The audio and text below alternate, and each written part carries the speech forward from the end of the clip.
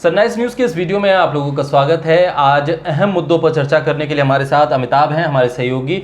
इनके साथ हम चर्चा करेंगे खासे अहम मुद्दों को लेकर।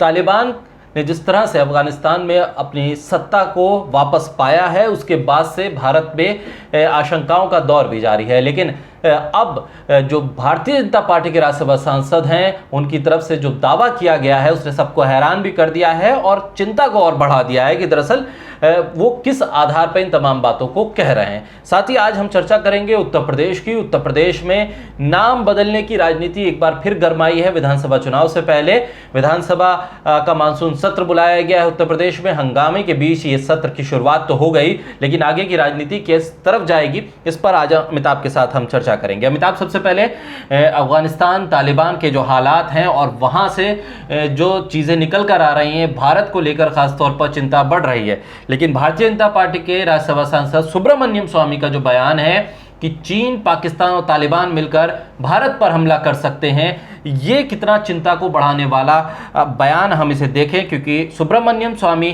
किस आधार पर ये कह रहे हैं ये भी समझना बेहद ज़रूरी होगा। वो जो अब तक बातें कहते रहे हैं, कहीं ना कहीं उसका कोई ना कोई आधार रहा है। देखिए, एक कहावत बहुत अच्छी कही गई है कि सुब्रमण्यम स्वामी की जो दोस्ती है वो ना दोस्ती अच्छी है ना दुश्मनी। सुब्रमण्यम स्वामी एक ऐसे नेता है, जब ये कांग्रेस के साथ हुआ करते थे तो उस दौरान भी ये राहुल गांधी और सोनिया गांधी के पीछे पड़ गए थे। अगर 1998 में अटल बिहारी वाजपेयी की सरकार गिरी थी तो उसमें भी सुब्रमण्यम स्वामी का हाथ था। जयललिता अगर जेल गई थी तो उसमें भी सुब्रमण्यम स्वामी का हाथ था।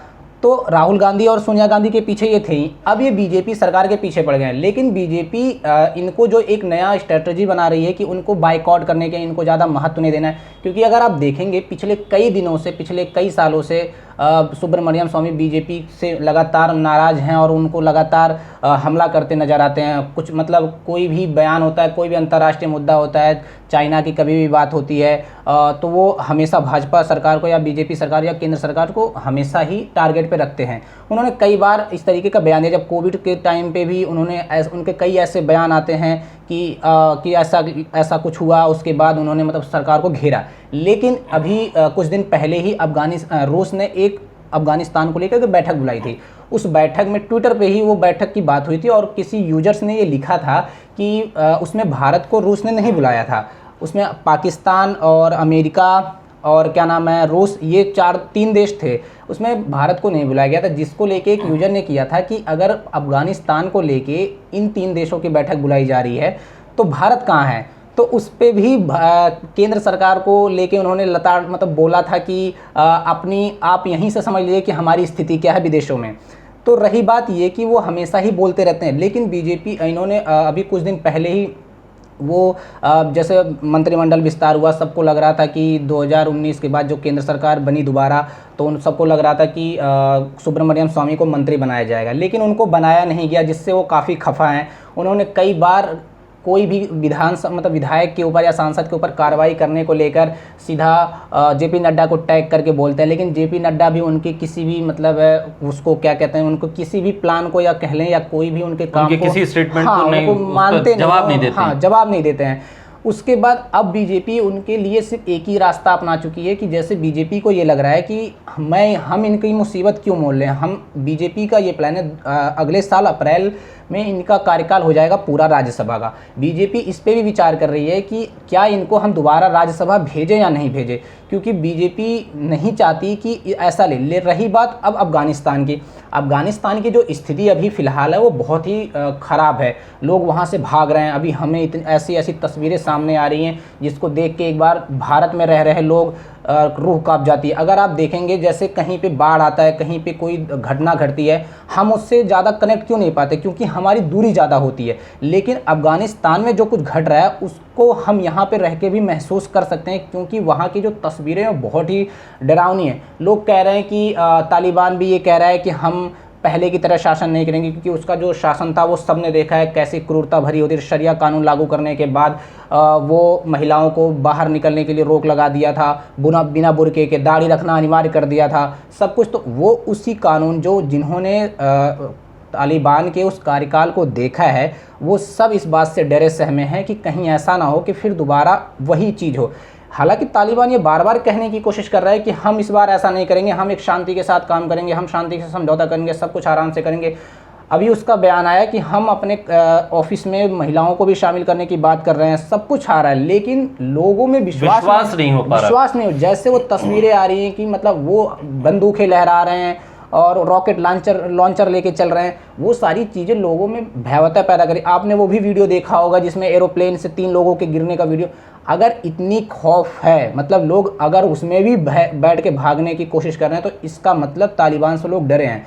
अब रही बात सुब्रमण्यम स्वामी की, सुब्रमण्यम स्वामी का कहना ये है कि भारत के ऊपर तालिबान और चाइना और पाकिस्तान हमला कर देगा। जैसे ही देखिए कहीं ना कहीं तालिबान जो है वो पाकिस्तान समर्थित है, उसको कहीं ना कहीं पाकिस्तान ही समर्थन देता है। अगर आप देखेंगे कि जैसे ही वहाँ पे तालिबान, कल ही एक पीएम इमरान खान का एक ट्वीट आता है, वो कहते हैं तालिबान ने गुलामी की बेड़ियाँ तोड़ दी। फिर उसके बाद चाइना के ऑफिशियल ट्विटर हैंडल ग्लोबल उनका जो वेबसाइट है उससे उन्होंने ट्वीट करके बोला कि हम तालिबान को मान्यता देंगे और हम उसके साथ मैत्रीपूर्ण संबंध रखना चाहते हैं। भारत की जो स्थिति है, देखिए तालिबान के जो प्रवक्ता हैं उन्होंने भी अभी एक इंटरव्यू के दौरान बोला है कि हम चाहते हैं कि हम अपनी ज़मीन को किसी को यूज करने नहीं देंगे, लेकिन अगर भारत के जो प्रोजेक्ट हैं अगर वो बचे हैं तो भारत आए, अपने पूरे करें। हमारा वो काम इसलिए पूरा भारत को करना है क्योंकि उससे हमारे आम आवाम को फ़ायदा होगा, तो हम चाहते हैं करें। लेकिन अगर आप देखेंगे कि जब तालिबान पहले सरकार में था या सत्ता में था, तो उस टाइम पे उसकी जो ज़मीन का दुरुपयोग होता था, वो आतंकी संगठन को ज़्यादातर तवज्जो दिया जाए, वहाँ पे मतलब एक पनाहगार बन गया था वो अफ़गानिस्तान। तो उसको लेकर कहीं ना कहीं भारत सरकार भी एक तरह से डरी हुई है, क्योंकि अभी अगर आप देखेंगे तो तालिबान को लेके या अफ़गानिस्तान को लेके भारत सरकार का ऑफिशियल कोई बयान नहीं आया है कि वहाँ पे उनकी स्थिति क्या रहने। तो सुब्रमण्यम स्वामी की बात ऐसा नहीं है कि वो अटैक ही हो जाएगा, लेकिन ये है कि भारत भी अपनी स्थिति पे सोचेगा, विचारेगा और फैसले जरूर लेगा आने वाले समय पे। बिल्कुल, बहुत अच्छे ढंग से अमिताभ ने तमाम चीज़ों को सामने रखा कि दरअसल उस बयान के मायने क्या हैं और जो चिंताएं हैं वो दरअसल चिंताएं तो अभी हैं, क्योंकि अभी स्थिति ये स्पष्ट नहीं है कि तालिबान किस तरीके से शासन करेगा, उसकी नीति क्या होगी और किस स्ट्रक्चर के तहत वो अपनी सरकार को आगे चलाएगा। और भारत सरकार की तरफ से भी अभी कोई आधिकारिक तौर पर तालिबान सरकार या अफगानिस्तान को लेकर स्थिति को बहुत ज़्यादा स्पष्ट नहीं किया गया है। फिलहाल अभी जो फोकस है वहाँ जो लोग रह गए हैं, जो निकलना चाहते हैं, उन्हें भारत लेकर आना है और उसकी प्रक्रिया भी शुरू हो गई है।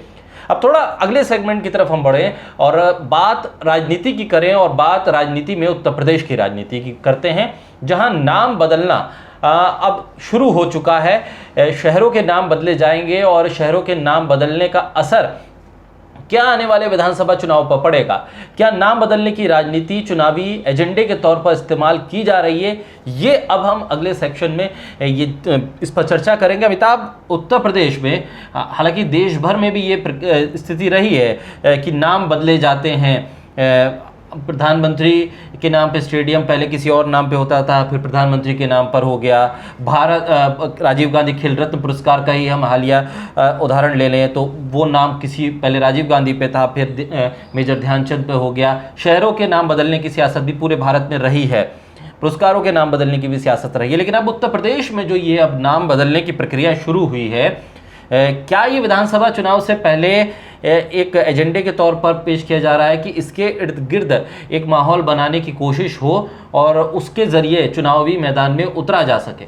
देखिए शाकिर, अगर बात की जाए कि नाम बदलने की जैसे बीजेपी सरकार जब पहली बार सत्ता में यूपी में आई, पहली बार नहीं, ये कह लीजिए कि मतलब योगी सरकार जब बनी 2017 में, तो उनका ये कहना था, मतलब जब वो बने तो सबसे पहला अगर जो नाम बदला गया वो मुगल सराय स्टेशन का नाम बदल के उन्होंने दीनदयाल उपाध्याय रख दिया।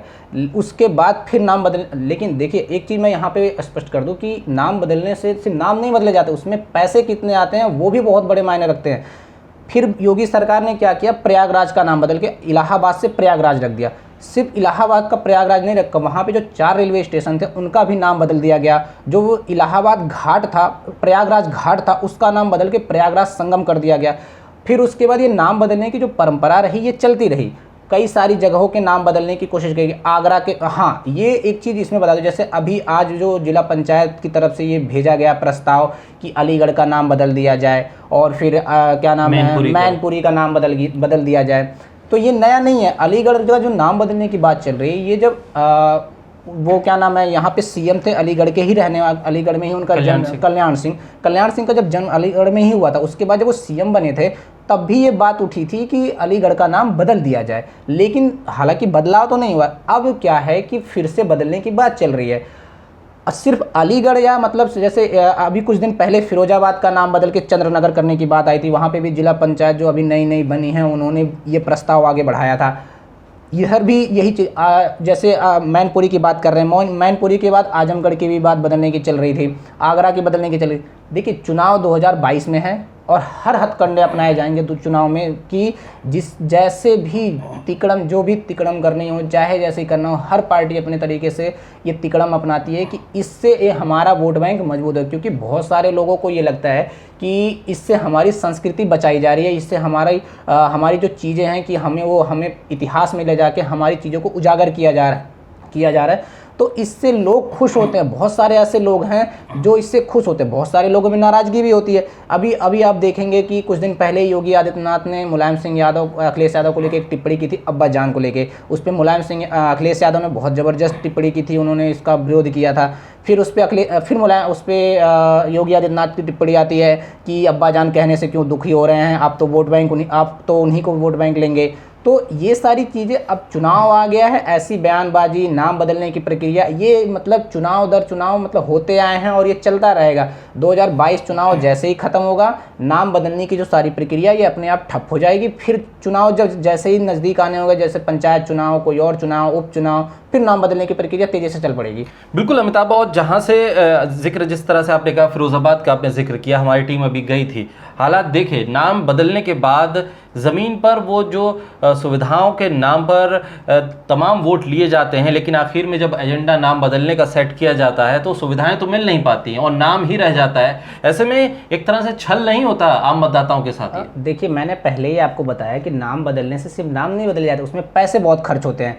लेकिन मेरा कहना सिर्फ इतना ही कि जो नाम बदलने में, ठीक है आप नाम बदलिए, हमें कोई दिक्कत नहीं, आप नाम बदलिए, लेकिन जो जनता के मुद्दे हैं, जो उनकी सुविधाएं, मूलभूत सुविधाएं हैं, उसको तो देने की कोशिश करिए। अभी आपने देखा कि पेट्रोल डीजल से, ये जो महीना होता है जून जुलाई अगस्त, ये महीना किसानों के लिए होता है, क्योंकि इस महीने में किसान अपनी धान की बुआई करते हैं और उस टाइम पे ज़्यादा बारिश, मतलब बारिश तो हर साल होती ही है, लेकिन कभी कभी क्या होता है बारिश नहीं होती। तो जो छोटे किसान होते हैं, जिनके पास 2 बीघा 4 बीघा ज़मीन है, वो उनको अगर बारिश नहीं होती है, उनको तो बुआई करनी है, तो वो क्या करते हैं, डीजल खरीद के लाएंगे, उससे मशीन से अपनी पानी मतलब सिंचाई वगैरह करेंगे, उसके बाद करेंगे। लेकिन उससे उनको तो कॉस्टली पड़ रहा है ना वो चीज़।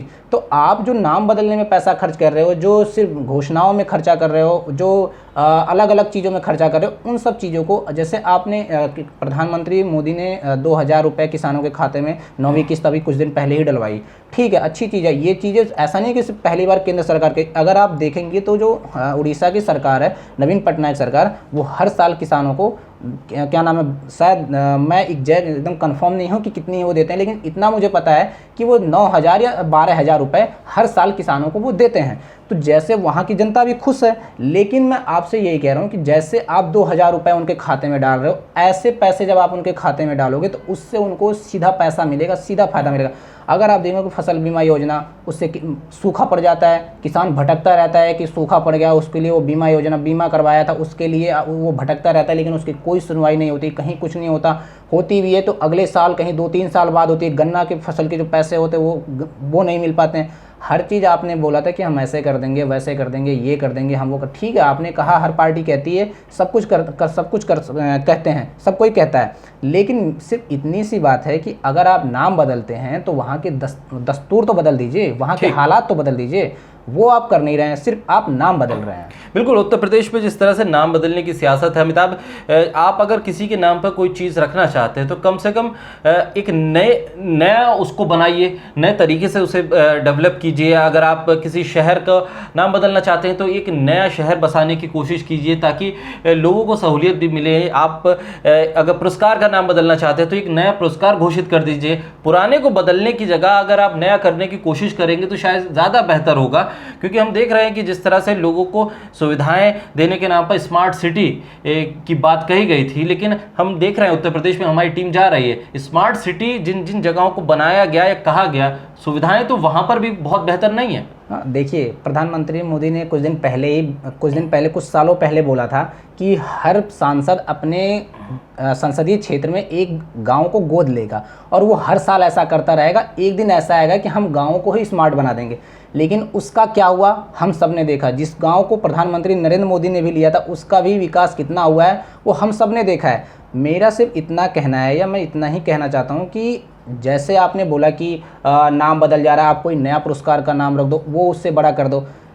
मैं अरुण जेटली के नाम पे दिल्ली का स्टेडियम रख दिया जा रहा है, तो फिर राजीव गांधी का नाम क्यों बदल दिया रहा है? आप ये कह रहे हो कि हम मतलब लोगों की डिमांड थी, लोगों की मांग थी कि मेजर ध्यानचंद के नाम पे रख दिया जाए। फिर तो किसी बड़े खिलाड़ी के नाम पे स्टेडियम का नाम क्यों नहीं रखा है? फिर आपने उसको अरुण जेटली का नाम क्यों दे दिया? तो फिर वही चीज़ है कि आप, और उसके बाद आपने अगर कह दिया कि चलो हम नेहरू गांधी परिवार का नाम हटा रहे हैं, उस तरीके से लोगों की डिमांड थी, लोगों की मांग थी, तो आप अगर उस चीज़ को हटा रहे हैं तो फिर अभी अहमदाबाद में सबसे बड़ा स्टेडियम बनाया और उसको भी आपने मोदी स्टेडियम दे दिया। तो फिर ये कैसे कि ये मतलब आप तो ये दोहरा रवैया अपना रहे हो। तो फिर उस चीज़ को भी बदलो ना, कि आप एक चीज़ रखो कि जैसे अगर हम रखें, जैसे आपने एक बहुत अच्छा काम किया था कि पहले क्या होता था कि जैसे मान लीजिए यूपी सरकार ने या फिर पीएम, जैसे कोई भी सरकार जब कोई योजना लॉन्च करती थी या नाम करती थी, तो जैसे राजीव गांधी योजना, इंदिरा गांधी योजना, ये नाम रखा जाता है। पीएम मोदी ने सिर्फ इतना कर दिया कि प्रधानमंत्री उज्ज्वला योजना, प्रधानमंत्री मतलब अपने नाम से, पद के नाम पर हाँ, दे दिया। पद के नाम पे वो दे दिया, अपने नाम से उन्होंने कुछ नहीं रखा। वो एक अच्छी पहल थी कि उससे लोग ये आकर्षित नहीं होंगे कि किसी अगर आप देखेंगे जब चुनाव में जाते हैं तो किसी भी पार्टी को वो प्रचार नहीं कर सकते। जैसे पहले आप जाते थे, किसी नाम का आप प्रचार प्रसार नहीं, आप उसका पोस्टर नहीं लगा, क्योंकि उस टाइम पे आप अपनी योजनाओं को नहीं गिना सकते हैं। तो ये एक अच्छी पहल थी, लेकिन वो पहल खत्म क्यों कर दी जा रही है? वो मतलब खत्म क्यों हो रही है? फिर आप उसको ऐसे ही रखिए। फिर जैसे मोदी स्टेडियम को आप फिर कोई अच्छा नाम दे देते, कोई बड़ा नाम किसी बड़े महापुरुष सरदार पटेल के नाम पे रख देते, वो भी एक बहुत अच्छे किसी और के नाम पे रखते। फिर आप वहाँ पे मोदी स्टेडियम रखते हो, यहाँ पे आप सब कुछ बदल दे रहे हो, तो फिर ये कैसे चलेगा? बिल्कुल, ये इस तरह की राजनीति देश में चलती रहेगी। अमिताभ, चलते चलते उत्तर प्रदेश विधानसभा के मानसून सत्र का आगाज़ हुआ और उसमें काफ़ी हंगामा हुआ। समाजवादी पार्टी के विधायक काफ़ी उग्र भी नजर आए, विरोध प्रदर्शन था। क्या विधानसभा चुनाव नज़दीक हैं इसलिए तमाम तस्वीरें आम होती जा रही हैं अब उत्तर प्रदेश में? देखिए, विधानसभा चुनाव 2022 का विधानसभा चुनाव, जिसमें 5 राज्यों में चुनाव होगा, उसमें एक बहुत बड़ा राज्य यूपी भी है। 2022 के मार्च तक चुनाव हो जाएंगे, तो आचार संहिता भी लग जाएगी जनवरी तक। तो अगर देखा जाए कि जो विधायक प्रदर्शन कर रहे हैं, जो मतलब सिर्फ 1 घंटे सदन की कार्रवाई चलती है, फिर स्थगित करना पड़ता है अगले दिन 11 बजे तक के लिए, तो ये सारी चीज़ें कहीं ना कहीं विपक्ष, जैसे अभी आपने देखा कि जो राज्यसभा और लोकसभा चला, उसमें भी यही चीज़ें देखने को मिली हमें कि विपक्ष लगातार हंगामे करते रहा। सरकार किसानों के मुद्दे पर, महंगाई के मुद्दे पर बातचीत के लिए राजी थी, लेकिन विपक्ष के लिए बड़ा मुद्दा पेगासस था। मेरा ऐसा मानना है कि अगर सरकार को आप घेरते महंगाई के मुद्दे पर, किसानों के मुद्दे पर, तो विपक्ष कहीं ज़्यादा सरकार को घेरने में कामयाब होता है, बजाय पेगासस के मुद्दे। पेगासस के मुद्दे से आम लोगों को आप कनेक्ट नहीं कर पाएंगे, क्योंकि आम लोगों का ये मसला नहीं है। तो वही चीज़ वहाँ हो रहा है, वहाँ पे भी नारेबाजी हो रही है, सदन नहीं चलने जाए। आप सरकार से बातचीत करिए, आप विपक्ष का, आप अपने मुद्दे उठाइए, लेकिन आप सदन को चलें, क्योंकि जब तक सदन नहीं चलेगा तब तक आपकी डिमांड पूरी नहीं होगी, आप जनता की बात नहीं रख पाएंगे वहाँ पे। बिल्कुल, तो आज चर्चा में हमने कई अहम मुद्दों को समेटने की कोशिश की। वक्त की कमी के चलते आज तो हम यहाँ इस चर्चा को विराम दे रहे हैं अमिताभ के साथ, लेकिन हम रोज़ाना अहम मुद्दों को लेकर, दिन की बड़ी खबरों को लेकर आपके सामने हाजिर होते रहेंगे। फिलहाल इस चर्चा को लेकर आपकी क्या राय है कमेंट बॉक्स में ज़रूर बताइए, और हमारे YouTube चैनल सनराइज न्यूज़ को लाइक कीजिए, सब्सक्राइब कीजिए और कीजिए शेयर।